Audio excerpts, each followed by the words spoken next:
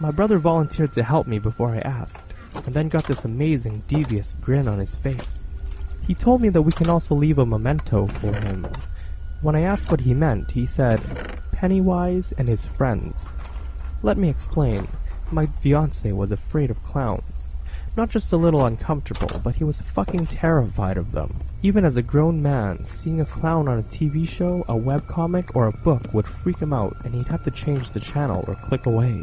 My brother owns a print shop and is very protective of his little sister. So in the next couple of weeks leading up to Asshole's trip, he printed off a dozen pictures of clowns in various sizes, ranging from really small wallet-sized ones to really big poster-sized prints. We framed most of the stuff in super cheap plastic frames. Some others we laminated. We managed to move all of my stuff out pretty quickly, which gave us a lot of time to get things set up for my ex. We took down every single framed picture and put up framed clown pictures. The clowns ranged from average clowns to nightmare-fueled hellspawn. Pictures on the walls, art prints, photographs in frames and tables. You name it. It was replaced with a clown picture. Where we became really devious was taking the laminated clown pictures and placing them into things like the silverware drawer and the underside of the toilet. So when he'd take a piss, he'd be greeted with us when he lifted the seat. We also placed clown pictures in the fridge and freezer, on the back of cleaning bottles, and in his underwear drawer, and a bunch of other places. We even made sure to put them in places that he wouldn't go into for a while, so he'd get a scare a month later.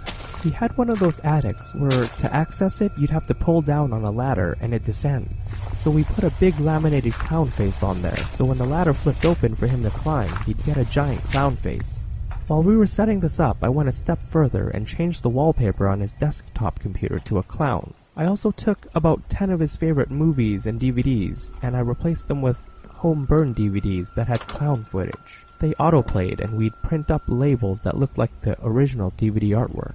We put all of his original artwork and DVDs in the basement, off the ground and protected from damage, but surrounded by giant clown posters of Pennywise and the like.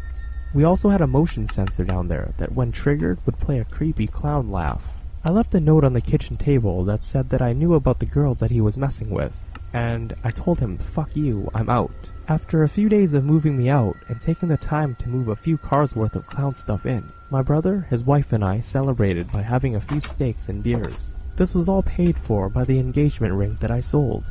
Once the dumbass returned, I got a text message or two that called me a bitch. It must have taken him a few days to take care of all the photos out in the open alone. Que? Tá muito quente. Tá sim.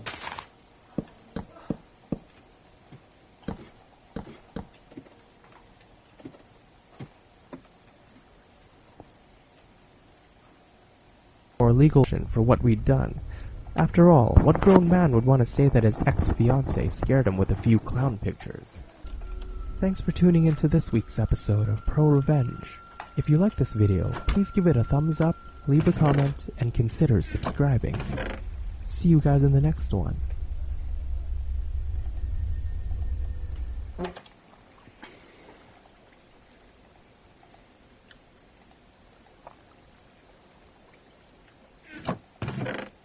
Hey guys, welcome to an episode of the subreddit called I Don't Work Here Lady.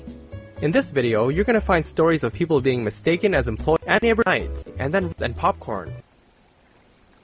This is a story I recall from college. As any college student is aware, textbooks have been a scam for a very long time. Some professors use it to their advantage. In fact, one professor I had assigned 5 required textbooks for his class, 4 of which he authored or co-authored, and received royalties from that we barely used. One of my favorite professors was fed up with the college textbook scam. He authored an engineering textbook, but was furious at the price that the bookstores were charging students. The publisher and the university owned most of the rights to the textbook, so he didn't have any control over the pricing or distribution. He did find one caveat to the publisher's contract. Even though he could not reproduce and distribute printed copies of the book or any of its contents, it didn't say anything about non-print content. So my professor hand-copied the entire text, including equations, graphs, and figures. He made copies of his handwritten textbook and passed them out at the beginning of the class. We had to hole punch and put it in a binder, but it was well worth the couple $100 savings, and my professor got some revenge for the unethical practices of the college textbook publishers. Way back in 2006, during my first year in high school, I was bullied by this new guy in class. Let's call him Big Bully.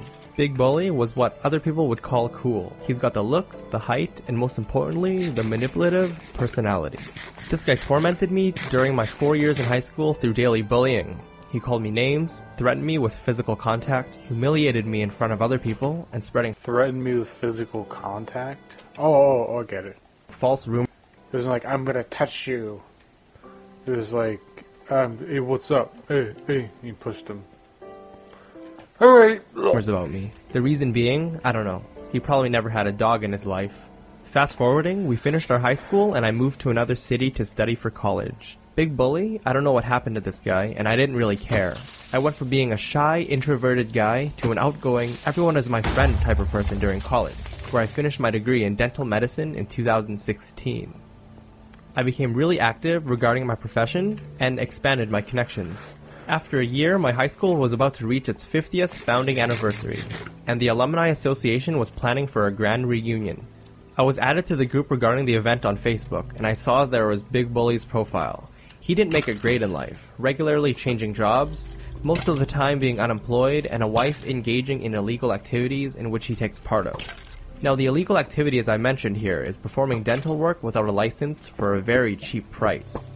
They install braces for around $60 to curious teenagers and adults alike. I can't even describe the feeling I got when I remembered the nightmare that I was in high school, and now I have a chance at revenge. In our country, one law states that if you do dental work without the license, you'll be imprisoned for at least 2 to 5 years and must pay hefty fines. This guy didn't attend college. This guy didn't even have a license. This guy is in no position to do any dental work. Having sworn to uphold my profession and prevent harm to others, I did what any licensed dentist here would do if they knew someone was practicing illegally. So I called up some people within our local dental chapter so they could connect me with other chapters and do some kind of entrapment operation within Big Bully's area. A cop went undercover and had him unveil the dental braces. Other cops went in as Big Bully's wife was putting the dental braces in the cop's mouth. Both of them went to prison. Big Bully never knew that it was me behind his imprisonment. He and his wife are still in jail, and the verdict is yet to come. It's a bailable offense, but I doubt that Big Bully saved enough for the two of them. The justice system here sucks, so it'd probably take some happy jail time while the case is in process. I worked for a great company that I really liked. I'm a nice person and get along with almost everybody except Murray. To this day, I don't know what it was about him, but we just didn't like each other. I was up for a promotion, and it was really only between me and another guy.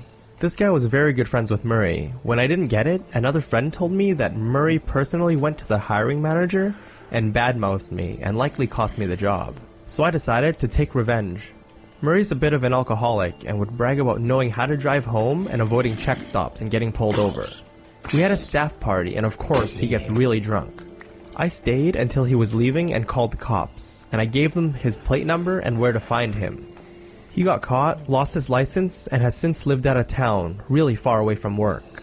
Since he was leaving a work event and drove home drunk, his manager got in hot water for letting it happen, and he got in shit from his manager for it too.